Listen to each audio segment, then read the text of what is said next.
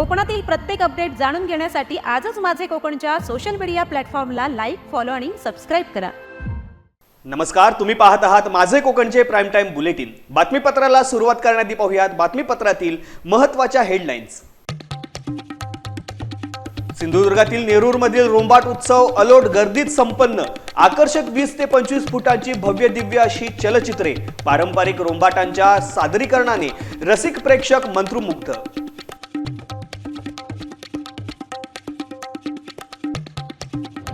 महाडमधील वाळण जंगलातील तरुणाच्या मृत्यूचे कारण स्पष्ट. बेकायदेशीर बंदूक स्वतःच्या मरणास कारणीभूत. बंदुकीतील काडतूस छातीला लागून 22 वर्षीय तरुणाचा मृत्यू. पोलादपूर ओंबळी मार्गावरती भीषण अपघात. खासगी ट्रॅव्हलची दुचाकीला जोरदार धडक. खासगी ट्रॅव्हलच्या धडकेने दोघांचा मृत्यू. पोलादपूर तालुक्यावरती पसरली शोककळा. आणि रायगड जिल्ह्यात उन्हाचा उखाडा सुरू. उन्हाचा पारा 40 डिग्री सेल्सिअस पार. उन्हाच्या उखाड्यात प्रवाशांचा कलिंगडावरती ताव.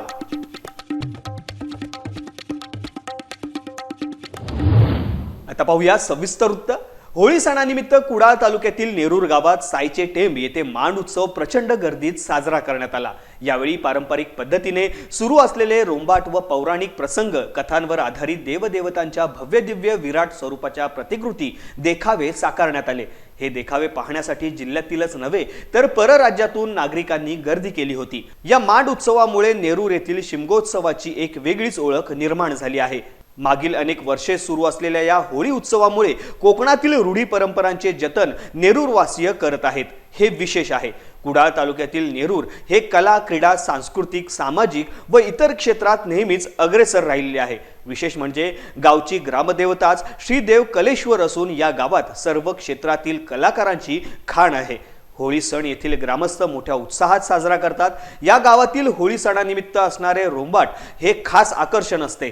रसिक नागरिक या रोंबाटाची दरवर्षी आतुरतेने वाट पाहत असतात. यावर्षी आना मेस्त्री, विलास मेस्त्री, कृष्णा मेस्त्री ग्रुपने पौराणिक भव्य दिव्य देखावे सादर केले होते. तारकासूर वध, पंचमुखी शंकर, वीरभद्र, नंदी, गणेश अवतार हे भव्य दिव्य देखावे सायचे टेंब नेरूरच्या मांड उत्सवाचे आकर्षण ठरलेत. यावर्षीच्या मांडोत्सवामध्ये आम्ही तारकासुराचा वध हा देखावा सादर केला. त्यामध्ये तारकासूर कार्तिकेय मोरावर बसून विराजमान होऊन ते केलेलं आहे. आणि दुसरं म्हणजे पंचमुखी शंकर, तिसरं आहे ते वीरभद्र आणि नंदी, असे ते 4 चित्र आम्ही बनवले आहेत. त्यामध्ये आम्ही लोखंडी स्टील, त्याच्यानंतर त्याच्यावरती कागदी लगदा, त्याच्यावरती मांजरपाट, त्याच्यानंतर पेंटिंग करून हे आणि फायबरचा वापर करून चित्र बनवलेलं आहे. ते एक पूर्णपणे संगीतमय माहोल आहे आणि लोकांना एक उत्साह असतो या कार्यक्रमाबद्दल. यंदाच्या शिमगो उत्सवातील या मांड उत्सवामध्ये नेरूरच्या आम्ही आमचा पहिला कार्यक्रम सादर केला. पहिलाच वर्षी आना मेस्त्री ग्रुप नेरूर सायचे टेंब. आणि या कार्यक्रमामध्ये पारंपरिक लोकनृत्य, खेळ, मारुती राक्षस हे पारंपरिक सालाबाटी आणि त्याच पारंपरिक लोककलेमध्ये आम्ही पौराणिक कथांवर आधारित हे चित्ररथ बनवतो. या वर्षीचा जो चित्ररथ आहे तो चित्ररथ म्हणजे श्री वल्लभोच्चिष्ट गणपती अवतार. हा अवतार श्री गणपती गजाननानं यज्ञातून प्रकट होऊन घेतलेला आहे. तो पण संपूर्ण दिगंबर अवस्थामध्ये असा हा गणपतीचा अवतार आम्ही या ठिकाणी सादर केलेला आहे. या देखाव्यामध्ये आम्ही बनवताना एक महत्त्वाची गोष्ट म्हणजे लोखंड म्हणजे स्टील वगैरे, शिगे वगैरे, त्यानंतर फोम, बाकी फेविकॉल वगैरे हे असतातच. आणि थर्मोकॉल, टाकाऊपासून टिकाऊ म्हणजे जे काही त्याला शक्य होईल म्हणजे ते सूट होईल ते वापरून ते आम्ही चित्ररथ बनवतो. कापड वगैरे काय आहे, वस्त्र अलंकार म्हणून त्यांना एक वेगवेगळे दागिन्यांसाठी झिगी वगैरे मारून ते दागिने वगैरे बनवतो. महाड तालुक्यातील वाळण जंगलमय भागामध्ये एका 22 वर्षीय तरुणाचा मृतदेह काही दिवसांपूर्वी सापडला होता. राहुल शिवाजी लाड असे मृत झालेल्या तरुणाचे नाव असून राहुलचा मृतदेह जंगल भागामध्ये सापडल्याने सर्वत्र एकच खळबळ उडाली होती. राहुल जंगलामध्ये कशासाठी आणि का गेला होता याचं कारण आता स्पष्ट झालं आहे. मयत आरोपी याने स्वतःजवळ असलेली बेकायदेशीर सिंगल नळीची बंदूक त्यांनी निष्काळजीपणाने वापर केल्याने त्या बंदुकीतील काडतूस त्याच्या छातीला डाव्या बाजूला लागून तो गंभीर जखमी झाला. अतिप्रमाणामध्ये रक्तस्राव होऊन तो स्वतःच्या मरणास कारणीभूत ठरला. या संदर्भात महाड MIDCचे पोलीस निरीक्षक माने यांनी अधिक माहिती दिली आहे. पोलादपूर ओंबळी मार्गावरती रविवारी सकाळी 7 वाजण्याच्या सुमारास खासगी बसची धडक दुचाकीला बसल्याने अपघातात दुचाकी स्वारासह दुचाकीवरील एकाचा जागीच मृत्यू झाला आहे. या घटनेने गावात हळहळ व्यक्त करण्यात येत आहे. राहुल श्रीरंग साळुंखे वय वर्ष 27 व सिद्धेश गणेश सकपाळ वय वर्ष 23 हे दोघेही सकाळी 6:45च्या सुमारास ओंबळी गावातून मंदिराच्या लाईटी बंद करण्यासाठी जात असताना समोरून भरधाव वेगाने येणाऱ्या खासगी ट्रॅव्हलची ठोकर बसली. या अपघाताची भीषणता एवढी होती की दुचाकी स्वार राहुल आणि सिद्धेश गंभीर जखमी झाले. त्यांना तातडीने पोलादपूर ग्रामीण रुग्णालय येथे ग्रामस्थांनी उपचारासाठी दाखल केले, पण डॉक्टरांनी तपासल्यानंतर ते मृत झाल्याचे घोषित केले. सदरची बस मुंबईवरून पॅसेंजर सोडत ओंबळी मार्गे घोगरे गावावरून खेडकडे जात होती. या घटनेमुळे ओंबळी गावासह पोलादपूर तालुक्यावरती शोककळा पसरली आहे. या तरुणांच्या कुटुंबियांचा आक्रोश हृदय पिवळटून टाकणारा टाहो सर्वांना सुन्न करून टाकणारा आहे. सदर अपघाताबाबत सार्वजनिक बांधकाम विभागाच्या रस्त्याकडे दुर्लक्षितपणामुळे तरुणांचा बळी गेल्याचा ग्रामस्थांनी ठपका ठेवत संताप व्यक्त केला आहे. या अपघाताची नोंद पोलादपूर पोलीस ठाण्यात करण्यात आली आहे. या प्रसंगाबाबत सांगत असताना पहिल्या प्रथम होळी सणानिमित्त आलेले जे आमचे चाकरमाने होते ते रात्रभर जागरण देवाचं जागरण केल्यानंतर देवाची लाईट बंद करण्याकरता खाली जात होते. तर ती लाईट बंद करताना इकडून आपला अरुंद रस्ता असल्यामुळे त्या अरुंद रस्त्याचामुळे आणि टर्निंगच्या पॉईंटला एकमेकाला दोन्ही गाड्या न दिसल्यामुळे इकडून येणारी बाईक आणि मुंबईवरून घोगरे दिशा म्हणजे रत्नागिरीच्या दिशेने जाणारी एक फोर म्हणजे लक्झरी यांचा अपघात झाला. आणि या अपघातात आमच्या गावातील राहुल साळुंके आणि सिद्धेश सकपाळ ही 2 तरुण मुलं म्हणजे ही सिमक्याचा रात्री सकाळी पहाटे 6 वाजेपर्यंत नाचत होती, गरबा खेळत होती आणि देवाची लाईट बंद करायला जात असताना तो अपघात झाला आणि या अपघातामध्ये त्यांचं दुर्दैवी निधन झालं. या निधनामुळे आमच्या ओंबळी गावावर नव्हे तर पोलादपूर तालुक्यावर ही शोककळा पसरली आहे. ऐन सणाच्या दिवशी हा प्रसंग घडल्यामुळे आमच्या गावावर आता आज आम्ही आमचा शिमगा उत्सव आम्ही बंद केलेला आहे. या मुलांसाठी आम्ही इथे आलेलो आहोत. यामार्फत मी शासनाला एकच विनंती करेन की ज्या साईड पट्ट्या ग्रामीण रोडच्या ज्या साईड पट्ट्या आहेत किंवा जी साईड आहे त्या रोडची साईड फक्त 20 फूट आहे. तर 2 गाड्या समोरासमोर जेव्हा येतात किंवा टर्निंग पॉईंटला जेव्हा बाहेर येतात तेव्हा ते अपघात होण्याचं प्रमाण फार मोठं असतं. म्हणून मी शासनाला एक विनंती करेन की ज्या साईड पट्ट्यात आणि रोडचं रुंदीकरण आहे. आज आमचा रस्ता हा ODR आहे म्हणजे ऑदर डिस्ट्रिक्टचा आहे. त्याच्यामुळे त्यांना साईड पट्ट्या किंवा रुंदी हवी आहे. साधारण 25 फुटापर्यंतची रुंदी असावी असं मी शासनाकडे मागणी करेन. आणि भविष्यात भरतशेठ गोगावळे साहेब आहेत किंवा आपले जे बांधकाम मंत्री आहेत उदय सामंत यांच्याकडे मी एक मागणी एवढीच करतो आहे की बाबा ह्या माध्यमातून जे अपघात तरुणांचे होत आहेत हे तरुणांचे अपघात जर आपल्याला थांबवायचे असतील तर ग्रामीण रोडची जी व्यवस्था आहे ती व्यवस्था आपल्याला सुधारावी लागेल. सध्या रायगड जिल्ह्यात उन्हाचा उखाडा वाढला असून जिल्ह्यात वाढता पारा लक्षात घेता तापमान 40 डिग्री सेल्सिअस पर्यंत पारा चढलेला आहे. त्यामुळे वाढत्या उन्हामुळे उष्णतेमुळे प्रवाशांना थोडासा दिलासा मिळावा याकरता कलिंगड किंवा इतर थंड पदार्थांना जास्त पसंती मिळताना दिसत आहे. मुंबई गोवा महामार्गावरती एकीकडे ट्रॅफिक समस्यांमुळे हैराण झालेले प्रवासी कलिंगड सारख्या थंडगार फळांचा सहारा घेत आहेत. त्यामुळे काहीसा का होईना उन्हापासून मात्र या प्रवाशांना थोडासा गारवा मिळताना दिसतोय.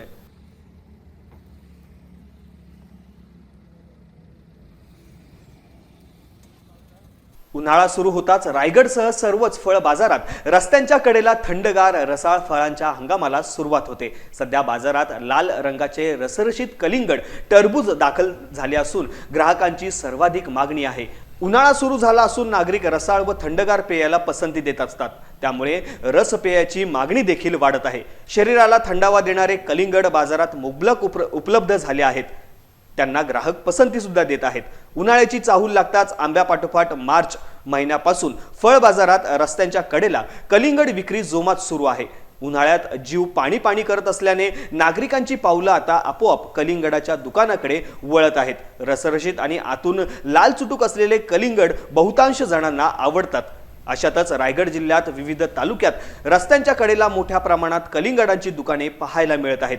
लोकांनी कलिंगडाला मोठी पसंती दर्शवल्यामुळे रोह्यात देखील मोठ्या प्रमाणात कलिंगडाची मागणी वाढलेली दिसते. ग्राहकांनी मोठ्या प्रमाणात गर्दी करत कलिंगडाच्या दुकानावरती कलिंगडाचा आस्वाद घेण्यासाठी गर्दी केलेली आहे. उन्हाळ्यामध्ये कलिंगड खाल्ले जाते, त्यामुळे आपल्या शरीरात पाण्याची कमी भासत नाही व आपले शरीर डिहायड्रेट होत नाही. खेड येथे आज नियोजित बस स्थानकाच्या इमारतीचे भूमिपूजन उद्योग मंत्री उदय सामंत, नामदार योगेश कदम यांच्या प्रमुख उपस्थितीमध्ये झाले. यावेळी मंत्री उदय सामंत यांनी आपण स्वतः व गृहराज्यमंत्री योगेश कदम दोघेही परिवहन मंत्री प्रताप सरनाईक यांची भेट घेऊन माननीय उपमुख्यमंत्री एकनाथ शिंदे यांच्या प्रयत्नातून पुढील 6 महिन्यात कोकणात राज्य परिवहन मंडळाच्या मिनी बस धावतील असे आश्वासन देखील दिले. खेडमधील नियोजित बस स्थानकाच्या इमारतीच्या भूमिपूजनाप्रसंगी गृहराज्यमंत्री योगेश कदम हे देखील उपस्थित होते. ज्यांच्याकडे 4 व्हीलर नाही, ज्यांच्याकडनं 4 व्हीलर मधनं जाण्याची अपेक्षा नाही, अशी लोक त्या एसटी मध्ये बसत असतात आणि त्या एसटीची यंत्रणा ही अतिशय सुसज्ज असणं ही अतिशय आवश्यक आहे.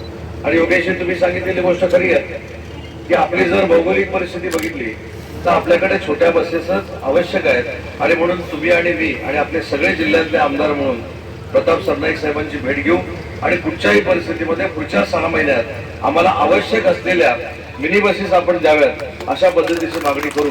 आणि मला खात्री आहे की ते देखील आमच्यासारखेच एकनाथ शिंदे साहेबांच्या नेतृत्वाखाली काम करतात.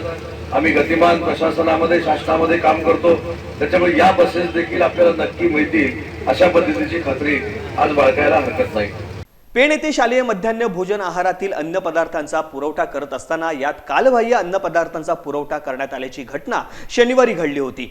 मध्यान्ह भोजन आहार तयार करणाऱ्या ठेकेदाराच्या सतर्कतेमुळे हा प्रकार समोर आला होता. तर कर्जत येथील सब ठेकेदार सचिन देशमुख यांच्या मार्फत पेण येथे मध्यान्ह भोजन आहाराचा सामान पोहोच करण्यात आला होता. ठेकेदाराने ही बाब निदर्शनास आणून दिल्यानंतर पुरवठा करणाऱ्या ठेकेदाराने वस्तू बदलून देतो असे सांगून त्या वस्तू त्वरित बदलून दिल्या आहेत. काल अनावधानाने माझ्या कामगाराकडून एक्सपायर झालेली मीठ पेण येथील शाळेमध्ये पोहोच झाला. ती चुकी आहेच, परंतु मी अगोदरच कालबाह्य झालेलं मीठ बाजूला ठेवलेलं होता. मात्र माल भरताना मी हजर नसल्याने कामगार अशिक्षित असल्याने त्यांना समजले नाही. परंतु मला झालेली चूक लक्षात येताच मी मोबाईलवरून कामगारांना संपर्क करण्याचा प्रयत्न केला. मात्र तोपर्यंत ते मीठ दिलं गेलं होतं. मी वेळेचाही विलंब न करता लगेच तो मीठ बदली करून दिला आहे. चूक ही चूक असते, मात्र यापुढे अशी चूक होणार नाही याची मी पूर्ण खबरदारी घेईन. INS गुलदार ही युद्धनौका नौदलातून निवृत्त झाली असून ती सिंधुदुर्ग जिल्ह्यातील पर्यटन वाढावे म्हणून विजयदुर्ग बंदरामध्ये आणण्यात आली आहे.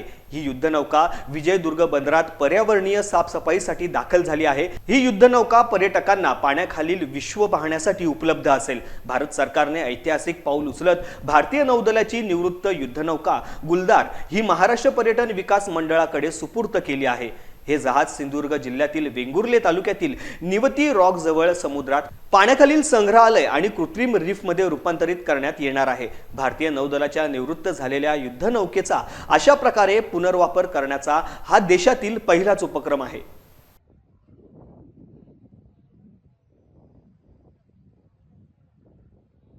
सालाबाद प्रमाणे पेण तालुक्यातील श्री क्षेत्र धोंडपाडा येथे वैकुंठवासी हबप बन्सीलाल महाराज यांच्या प्रेरणेने व वैकुंठवासी हौसीराम बाबा यांच्या कृपाशीर्वादाने 10 मार्च ते 17 मार्च पर्यंत जगद्गुरु श्री संत तुकाराम महाराज बीजोत्सव सप्ताह साजरा करण्यात आला.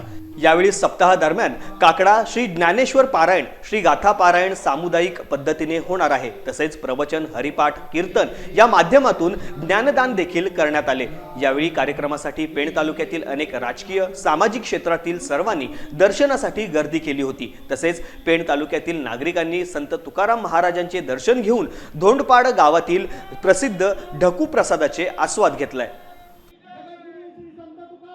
जगद्गुरु संत तुकोबारायांच्या पदस्पर्शाने पावन झालेल्या या भूमीमध्ये आज सर्व हा संतांचा मेला झालेला आहे.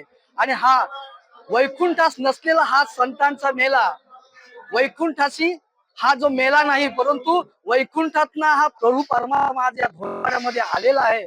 आणि 119वा हा तुकाराम विजयचा वैकुंठ गमनाचा हा सोहळा आज या सर्व पंचकृषीतल्या आणि पेण तालुक्यांच्या भाविक भक्तांच्या आशीर्वादानं आणि परमेश्वराच्या कृपेनं हा आज सोहळा आमच्या गावातील जनार्दन चिंदू कडू यांचे वडील चिंदू कडू यांनी ही तुकाराम बीज चालू केली.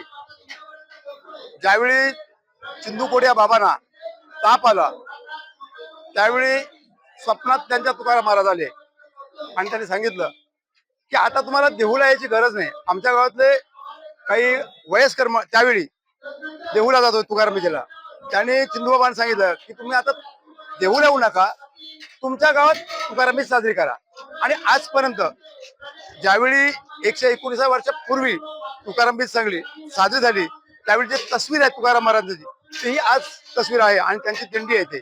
रायगड जिल्ह्यातील पुणे दिघे मार्गावरती आज दुपारी 2 वाजता एक कारने अचानक पेट घेतला. या आगीत ही कार जळून खाक झाली आहे. या महामार्गावरील चांदोरे गावाजवळ ही कार जळलेली आहे. यामुळे काही वेळ या रस्त्यावरती वाहनांच्या रांगाच रांगा लागलेल्या पाहायला मिळाल्यात. सुदैवाने कोणतीही जीवितहानी झाली नसल्यामुळे मोठा अनर्थ टळलाय.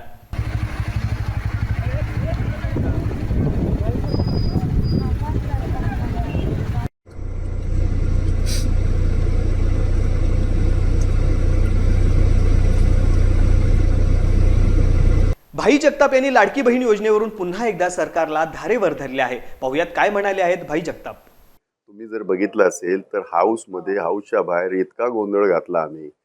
आणि राज्यपालांच्या अभिभाषणावर सुद्धा आम्ही त्यांना तेच प्रश्न विचारले. म्हटलं आता लाडक्या बहिणी ज्या आहेत त्या काय सावत्र झाल्या का?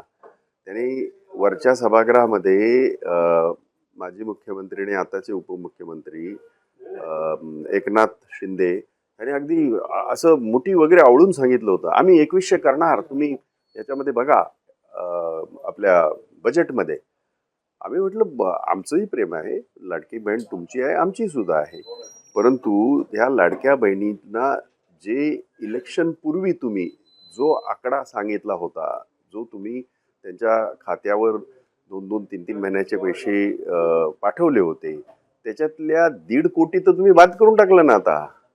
त्यामुळे अशा पद्धतीने महाराष्ट्रातलं सुद्धा वातावरण निवडणुकांपुरतं काही घोषणा करायच्या. एक गोष्ट जे महाराष्ट्रात नव्हतं, शाहू फुले आंबेडकरांचा आम्ही महाराष्ट्र, छत्रपतींचा हा महाराष्ट्र आम्ही ज्याचा अभिमानाने आम्ही उल्लेख करतो, आमच्या महाराष्ट्रामध्ये असं कधीही झालं नव्हतं. राजकारणामध्ये जे आता घडतंय, नरेंद्र मोदींकडनं हे एक गोष्ट शिकले, बोलत राहायचं, करायचं काय नाही. यासह आता बातमीपत्रामध्ये वेळ झाली इथेच थांबण्याची. कोकणात घडणाऱ्या घडामोडींची इत्थंभूत माहिती मिळवण्यासाठी आणि अपडेट जाणून घेण्यासाठी तुम्ही पाहत राहा फक्त माझे कोकण.